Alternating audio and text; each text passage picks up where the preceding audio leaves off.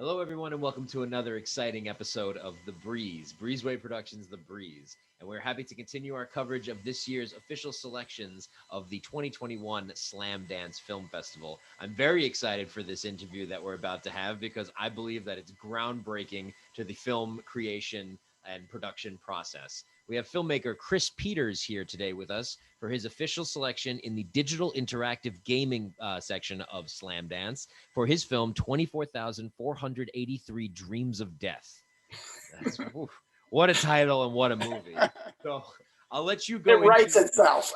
It does. It does. It's such a trip because here's the concept of it. Chris, I'm sure that you can explain this better than I can. Tell us what this is. Well,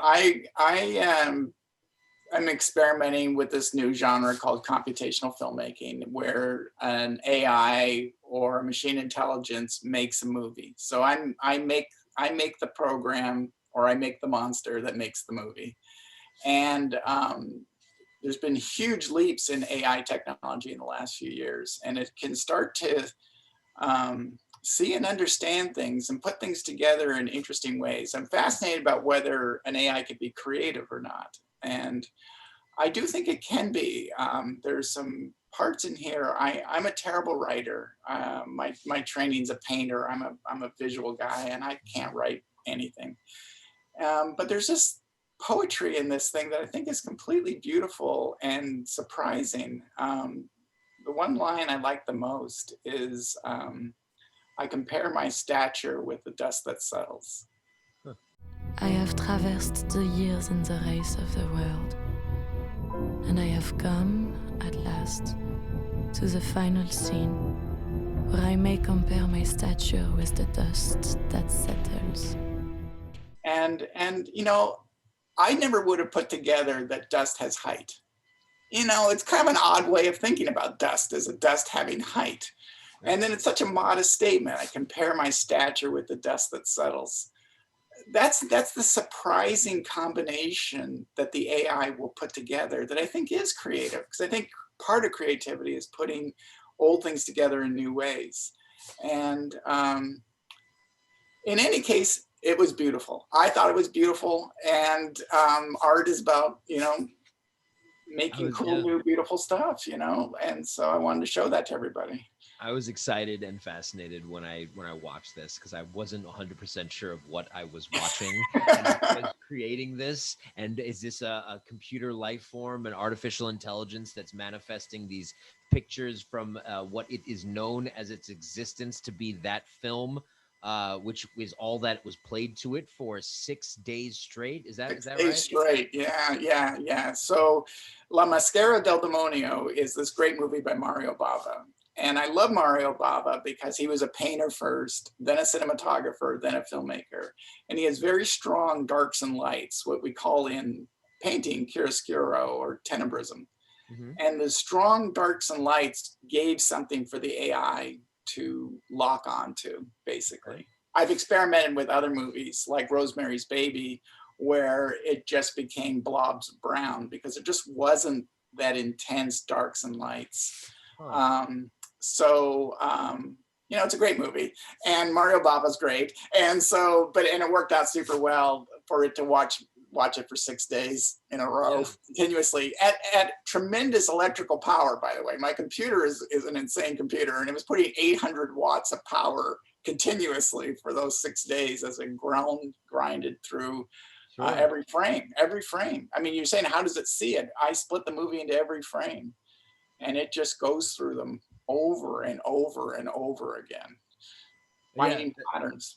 That's how the computer was able to see it. But then you also mentioned that it was a part of a neural network. So what are these neural networks? The neural network, I mean, this can get super technical, but as layman's terms as you can get. Well, that's what I wanted to know what I was looking at. For the computer guys watching it, this was using a deep convolutional generative adversarial network that was 6 layers deep. That's the network, and each one was feeding. Anyway. That's right. But I will tell you that these networks are huge, and once it saw a small section of the movie and spit out its result, I had to delete the neural network. So this brain that got developed, I had to delete it. You're saying, well, why, what's the 24,483 dreams of death? Yeah. Well, I made 24,483 dreams of neural networks that I had to shoot in the head immediately to make room for the next one, because these things are gigantic. And I'm talking like 20 gigabytes of RAM of anyway. Yeah. So it's a lot. I knew it would be a lot going into this. It's a lot. So, I mean, the room physically got warmer. And in LA, that's not so good sometimes. Yeah, I wish we had that weather. I'm broadcasting from New York. So we coast to coast. So that was it. But then there was a second AI called GPT-2 that was trained on 3 million lines of open source poetry. And that is how the script was made. It watched, or it read the 3 million lines of poetry looking for patterns. And then to the point it could write its own based on that. But of course, the only open source poetry that's really out there is 19th century poetry, 18th and 19th century poetry. So it has certainly a 19th century vibe, I would say, to the poetry that it was making. That's all it read. It was another question I had was what is the receptive organ? How does the AI see the film, or how are those words created from the imagery? What manifests the dialogue? Those are separate. They really are separate. I just chose a movie and I chose poems that I thought went well together.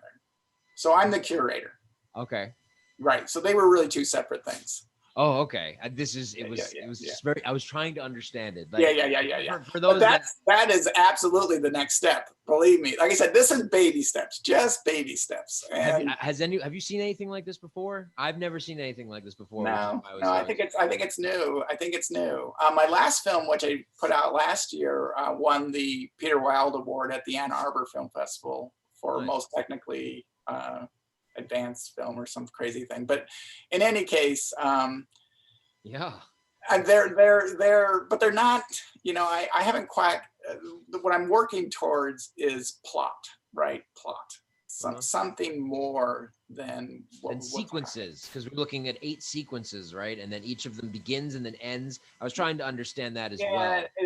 There's not much of a plot in these movies, in any of them. They tend to meander, and because even with the most insane processing power on the planet, having a coherent thought more than about 600 words is very difficult. So we're still a ways from that. Sure. But it's 600 words one year and it's 6,000 words the next. So, one day at a time. One day at a time. Yeah. It's fascinating. I absolutely loved it. I hope we can showcase maybe some images of it while we're doing this interview, so people can get an idea of what it is that we're. A little eerie. I always like eerie. Very, very, and that's why I was when you said you had to destroy them. I was like, this isn't like they would take off and grow and hack into things. I know there was a pang though, because this thing did. It's hard to explain it, but it did. Form a sense of being able to understand something, and it did seem slightly wrong to just obliterate it. Well, you said that you're like the Victor Frankenstein of reading this, and if I remember it, the monster kind of goes loose and starts terrorizing the town. Now, you see, there's a wrong lesson from that movie, or the wrong lesson from the book. I actually read the book, which is Victor wasn't proud of his monster. He was ashamed of the monster, and I think that was where he went wrong. He had to be more proud of the monster. It's pushing the boundaries of science and understanding, and I was just fascinated by this. I really am looking forward to future creations of this concept, or even understanding this concept better. I think that artificial intelligence is one of the most underreported topics of today's modern age, because of how powerful and how globally shifting it can be? All right, I'll tell you the scary 30 years from now. Oh boy. The scary, I'll frighten everybody here. 30 years from now, the machine will, let's say it's a police procedural, not the most difficult thing, right? Sure. You will say, I like counterfeiting movies with Humphrey Bogart and Scarlett Johansson. And this thing in 2 seconds, well, actually in half a second will write it. And in 2 seconds, it will render it. Right when you turn on your machine, you turn on your Roku. This will be built into your Roku. You'll turn it on, you'll say, I want another counterfeiting movie. Sometimes it'll be jewelry, sometimes it'll be money, sometimes it'll be paintings, whatever. You just like Scarlett Johansson and Humphrey Bogart in counterfeiting movies. Sure. Boom, brand new one gets created, written half a second, rendered in 2. You'll watch it, you'll say, hey, that was pretty good. Well, am I gonna save it? I don't even know if I'll save it. I might save this one. I kind of really like this one. I'll save it in case I want to watch it again. But you won't. You'll just throw it away. So these will be custom-made movies just for you that you may not even save. Sounds like the extinction of film production, and it's going to. Well, I will correct that this is not going to be high art. Okay. That's only 30 years. Not yet. I will say that, a passable, entertaining way of spending a couple hours. Sure. Sure. Well, okay. That's not as I thought it was like total destruction of the world. So that's better. Not that dark yet. So I'm very happy, and 50 years, 100 years. Further on down the road, They'll be giving themselves awards because only they will understand the movie. Well, yeah. I did my best to try and understand this from layman's terms after what I saw. I think you did a good job of explaining what I was looking at and what I was hearing. So, I wanted to thank you for taking the time. Yes, thank you so much. Yeah, good luck to you. This is great. Just make sure that if you're watching this, Slamdance Film Festival 2021, it's going to be coming mid-February. $10 for an all-access pass. You can watch hundreds of movies, and there's some really great flicks, including this one that's on there. This is in the digital interactive gaming section, the title 24,483 Dreams of Death. And I was blown away. I hope you are too. So we're happy to showcase this on our platforms. And again, thank you so much, Chris, for coming to speak with us today. Thank you very much for having me. Thank you. Sure.